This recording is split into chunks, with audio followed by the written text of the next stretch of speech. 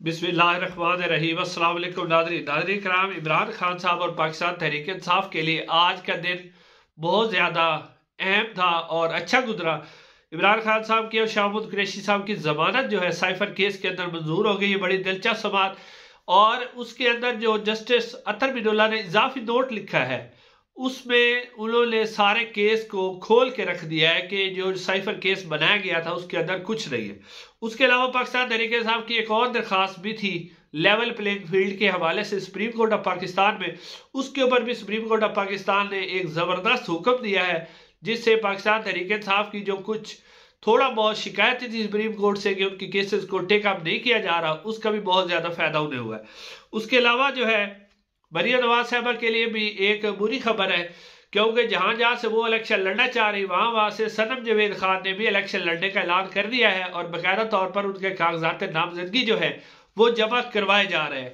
और उसके अलावा इलेक्शन कमीशन ऑफ पाकिस्तान ने बल्ले के निशान पर भी आज ही फैसला सुनाना है क्योंकि पेशावर हाई कोर्ट ने उन्होंने कहा था कि 22 दिसंबर तक जो फैसला सुना दिया जाए। उसके ऊपर मुतविका तौर पर क्या फैसला आ सकता है वो भी आपके सामने रखते हैं। दादी सबसे पहले साइफर केस की जो समाअत हुई, साइफर केस की समाअत के दौरान आज जो FIA के वकील थे उन्हें अदालत के अंदर कोई भी जवाब उनके पास नहीं आया।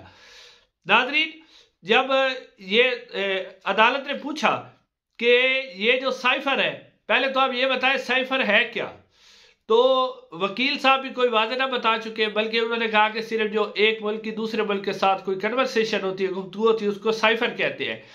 तो जस्टिस अतर बिनुल्लाह ने कहा कि साइफर जो होता है वो तो वजारत खारजा के अंदर मौजूद है, तो वो कैसे चोरी हो गया, इसके ऊपर भी उन्हें कोई जवाब नहीं आया। फिर उन्होंने अतर बिनुल्लाह साहब ने कहा कि साइफर का जो केस है वो तो जो मुकदमा बनता है वो वजारत खारजा का बनता है, यहाँ पर तो वजारत दाखिला मुकदमा बनी हुई है। फिर उन्होंने कहा कि आजम खान से बयान से लगता है, आजम खान के बयान से, कि कोई भी ऐसी चीज साइफर के अंदर नहीं है जैसे किसी दूसरे मुल्क को फायदा हुआ बल्कि दूसरे ममालिक का नुकसान हुआ है। उसके अलावा उन्होंने कहा कि इमरान खान और शाहमूद कुरैशी साहब जो हैं उनको जेल में रखने का कोई मकसद नहीं बनता, उनके खिलाफ कोई भी किसी भी मुल्क की जो सालमियत है उसको नुकसान पहुंचाने का कोई भी केस साबित नहीं हुआ। तो इसके ऊपर जब यानी अदालत ने इस मामले को मुकम्मल तौर पर खोल के रख दिया। FIA के जो वकील थे उनके पास कोई जवाब नहीं था। फिर उनसे ये भी पूछा गया कि साइफर इस वक्त कहाँ है, तो वो कहते हैं जी साइफर तो वजारत खारजा के पास है। तो उन्होंने कहा फिर चोरी क्या हुआ, कहते जी चोरी तो कोई नहीं हुआ। फिर उन्होंने कहा साइफर का क्या नुकसान है जी, फिर FIA के वकील ने कहा कि जी ये जो अमेरिका के साथ हमारे तल्लुकात खराब हुए, तो उस पर जस्टिस अतर बिनुल्लाह ने कहा कि FIR जो आपने दर्ज की है उसमें अमेरिका के खिलाफ जो ताल्लुकात आपके खराब उसका तो जिक्र ही नहीं है, तो ये कैसे मुकदमा बन सकता है। तो फिर उन्होंने कहा कि इसकी वजह से जी हमारी जंग घसाई हुई है। तो उन्होंने कहा कि जब पाकिस्तान जब से बना है आज तक किसी भी वजीर आजम को अपने 5 साल पूरे नहीं करने दिए गए और हर वजीर आजम को पहले ही घर भेज दिया जाता, क्या उसके ऊपर आपकी जंग घसाई नहीं हुई। और फिर जैसे अतर बिनुल्लाह ने इजाफी नोट भी लिखा, उन्होंने कहा कि जो आइन तोड़ने वाले डिक्टेटर है उन्हें तो कभी भी जो है जेल की सलाखों के पीछे नहीं रखा गया, ना उन्हें कोई सजा दी गई है, तो उसके वक्त तो आपकी कोई जंग घसाई नहीं होती। और फिर खास तौर पे उन्होंने इसका भी जिक्र किया जो जस्टिस सरदार तारिक मसूद साहब है कि जो बलूचिस्तान से आई हुई खवातीन एहतजाज कर रही है उनके साथ जो सलूक हुआ है उसके ऊपर आपकी जंग घसाई नहीं हुई।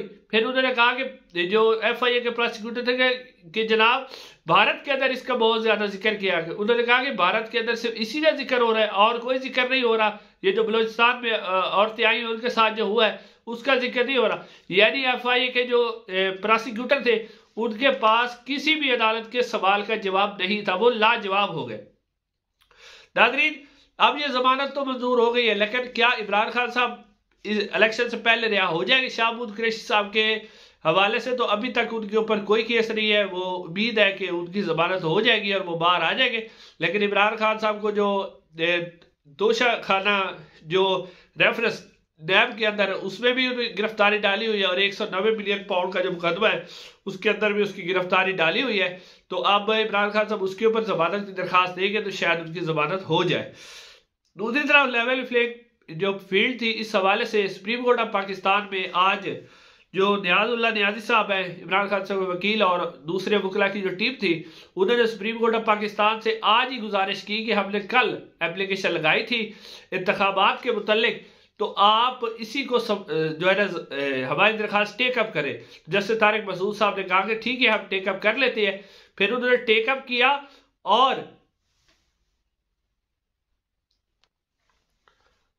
और इलेक्शन कमीशन के जो वकील थे उसको उन्होंने कहा कि ये जो पीटीआई की शिकायत है वे बुनियादी तौर पर उनका गिला दुरुस्त है कि टीवी के ऊपर अखबारात के अंदर मुख्तलिफ शिकायत आ रही है, उम्मीदवारों के कागजात नामजदगी छीने जा रहे हैं, तो आप क्या कर रहे हैं। उन्होंने इलेक्शन कमीशन को डांटा कि आप जेल के अंदर जाके तौहीन अदालत केस की समाअतें तो कर रहे हैं, लेकिन आपका काम फ्री और फेयर इलेक्शन करवाना है, उसके ऊपर आप काम ही नहीं कर रहे।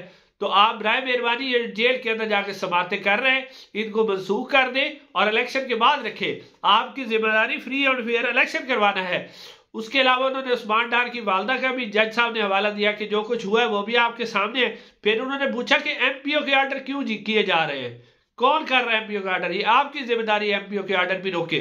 तो इलेक्शन कमीशन ऑफ पाकिस्तान ने भी यकीन दहानी करवाई है जी कि हम इसके ऊपर अमल दरामद कराएंगे, और अदालत ने उन्हें हुक्म दिया है कि जो है पाकिस्तान तहरीक इंसाफ की जो शिकायत है उनका अजाला किया जाए। अब देखते हैं जी इलेक्शन कमीशन ऑफ पाकिस्तान किस तरह इसका अजाला करता है। अगर तो इलेक्शन कमीशन ऑफ पाकिस्तान जो है वो जो पाकिस्तान तहरीक इंसाफ के रहनुमा है जिनके कागजात नामजदगी जमा नहीं हो सके वो जमा करवा देता है दोबारा, तो फिर लगेगा कि वाकई इलेक्शन कमीशन ऑफ पाकिस्तान ने अदालत के हुक्म पर अमल किया। लेकिन अगर उनके कागजात नामजदगी जमा नहीं होते तो फिर क्या शिकायतों का अजाला किया जा रहा है। उसके अलावा नाजरीन अगली खबर यह कि मरियम नवाज साहबा जो है वो लाहौर में से कौमी असम्बली के 2 हल्के और सूबाई असम्बली के भी 2 हल्कों से इलेक्शन लड़ने जा रही है। तो जो सनम जवेद खान है, सोशल मीडिया एक्टिविस्ट और पाकिस्तान तहरीक इंसाफ की कारकुन है, उनके वालिद की तरफ से बयान आया कि हमें पाकिस्तान तहरीक इंसाफ के चेयरमैन इमरान खान साहब ने हुक्म दिया है कि जहां से मरियम नवाज साहबा अपने कागजात जमा करवाएंगी वहां से सनम जवेद खान भी अपने कागजात नामजदगी जमा करवाएंगी। तो अब उनके भी कागजात नामजदगी जमा हो जाएंगे, मरियम नवाज साहबा के मुकाबले में वो खड़ी होगी। और अब देखते हैं कि अवाम किसे मुंतखब करती है। मरियम नवाज साहबा पहले भी बहुत डरी हुई हैं, जैसे कि नवाज शरीफ साहब लाहौर से इलेक्शन नहीं लड़ रहे, इसी हवाले से मरियम नवाज साहबा भी बड़ी डरी हुई है। अब वो देखते हैं कि अवाम किसे मुंतखब करती है। नाज़रीन आज के लिए इतना ही, चैनल को जरूर सब्सक्राइब कीजिएगा। इंशाल्लाह अगली वीडियो मुलाकात होगी। अस्सलाम।